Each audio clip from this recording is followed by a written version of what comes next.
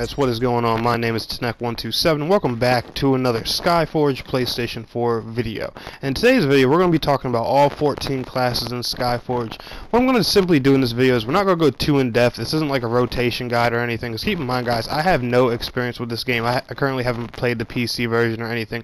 I'm literally just going off of, their website, things I've learned, things I've seen. However, these facts, I'm going to be reading them straight from their website. And I'm also going to be telling you guys what roles specifically each one of the classes do, which I really think is a helpful thing, because I was actually looking on the Skyforge YouTube, and it tells you what the classes are, what they do, but it doesn't actually tell you their roles, like who's a tank, who's a healer, blah blah blah. Because there was a class I was really interested in looking at, and I couldn't tell if he was a tank or a DPS.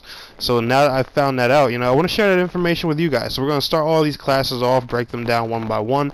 I'll show a picture of each class here in the video, and just talk a little bit about what it does. But we're not going to go too much in depth, so that way I don't burn up you guys' time and everything like that. But anyway, with that being said, let's get into the video. So the first class we're going to talk about is the CRYOMANCER, which is basically a damage dealer. It's like your mage kind of thing, very similar actually to the control wizard in Neverwinter.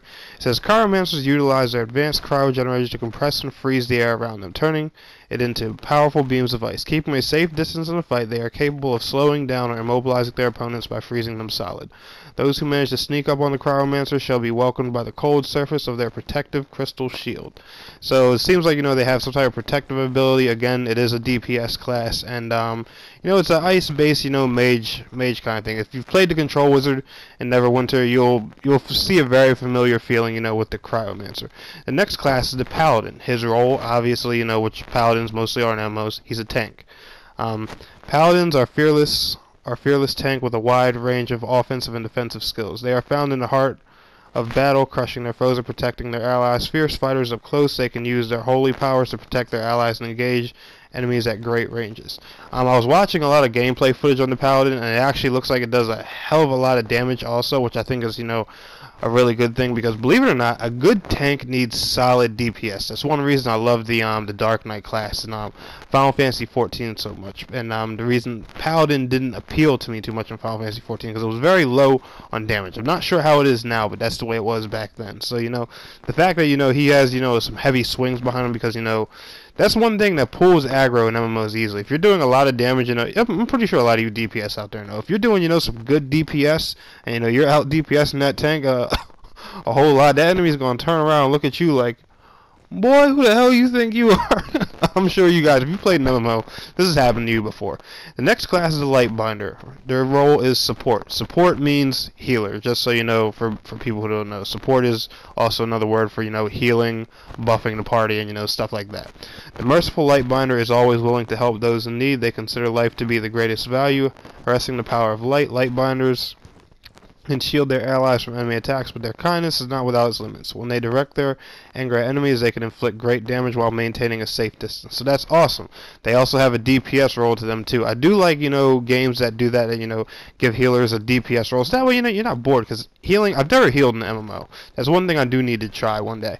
But healing just seems really boring. Just, sitting there casting heal or cure, whatever all day. You want something to do. You want to be able to beat some enemies down also. I'm pretty sure.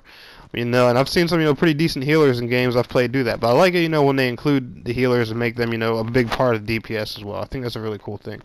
The next class is the Archer. Role, DPS, damage dealer.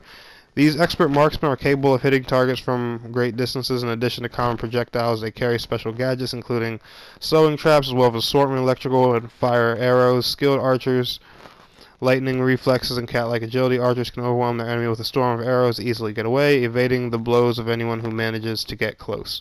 Which is awesome. So it looks like they got a lot of dodge attacks with them as well. I do remember that, because the Bard in Final Fantasy 14, before he got some type of move added to him when Heaven's Ward came out, it was a very agile class. Like people used to have trouble doing Titan Hardbone, Titan Extreme. I'll tell you what, it is easy with a Bard, because you could just dance around and shoot. It was so awesome. It looks like this class is going to be pretty similar to that.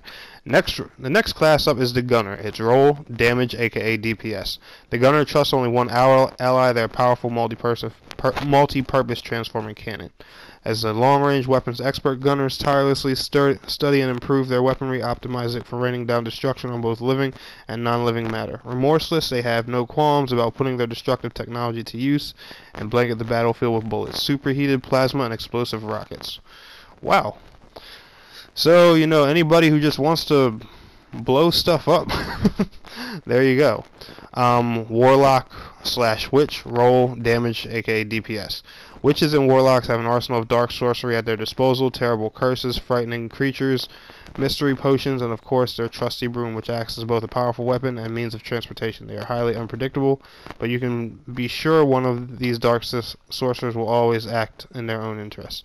Alright, so they sound like they're more of like the black mage type from Final Fantasy 14. That's what I'm seeing here. I'm seeing, you know, like dark magic sorcery. The class just sounds, you know, so gritty and OP by that description. But I don't know. We're gonna have to see.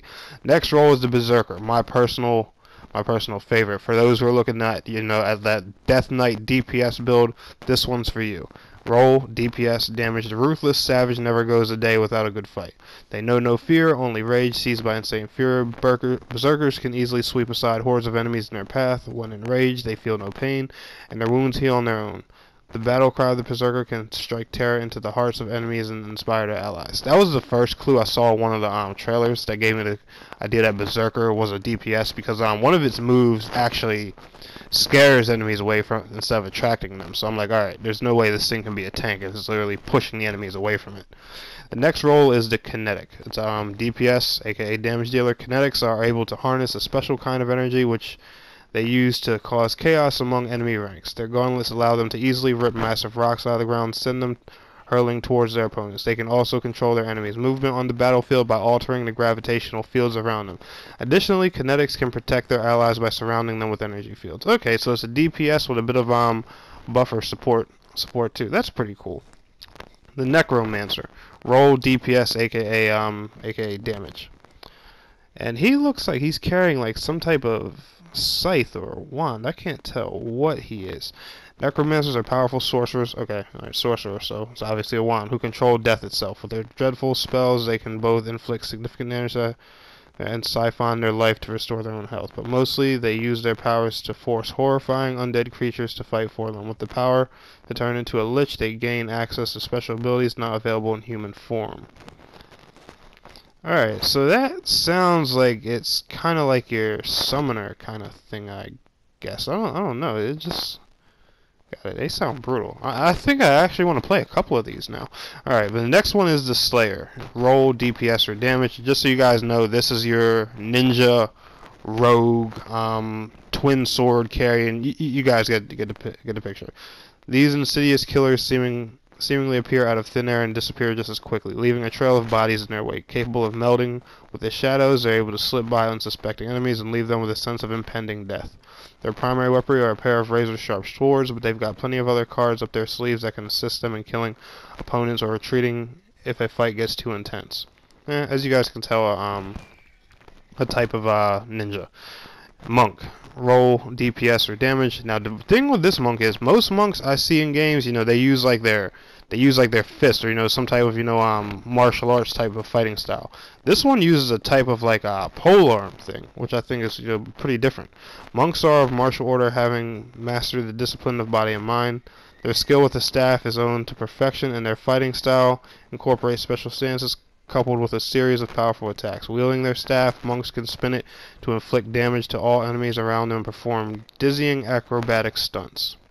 Alright, next class, Alchemist. The role is a support, aka a healer, which I find interesting, because I could have sworn this class looked like a DPS. The line between genius and insanity, a thin one. Many wonder which side the alchemist falls on.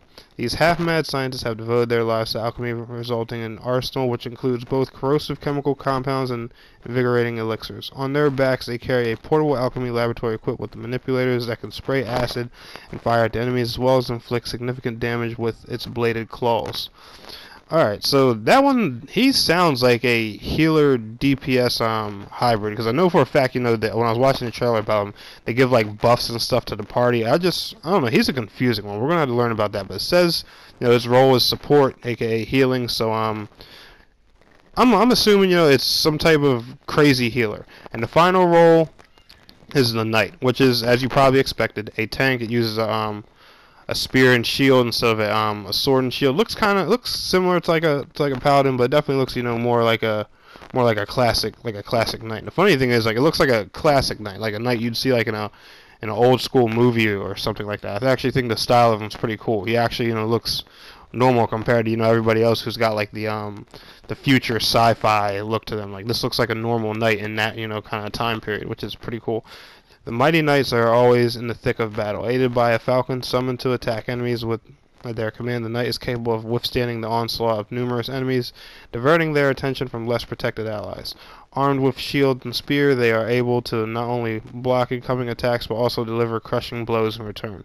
Remember that these are the first 13 classes that will be available. Oh, whoops! Don't even need to read that part. It's just letting you know that there are going to be, you know, more classes, you know, to come with the game and all that stuff.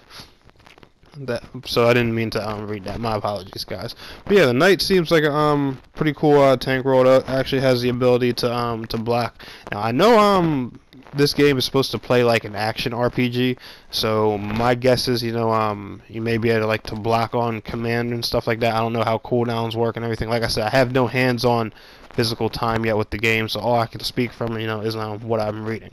But anyway, guys, if y'all enjoyed this video and it helped you, be sure to smash that thumbs up button. And I want to thank you all so much for watching. It's your boy TNEC127, and please don't forget to like, share, subscribe, and I'll see you guys in the next video.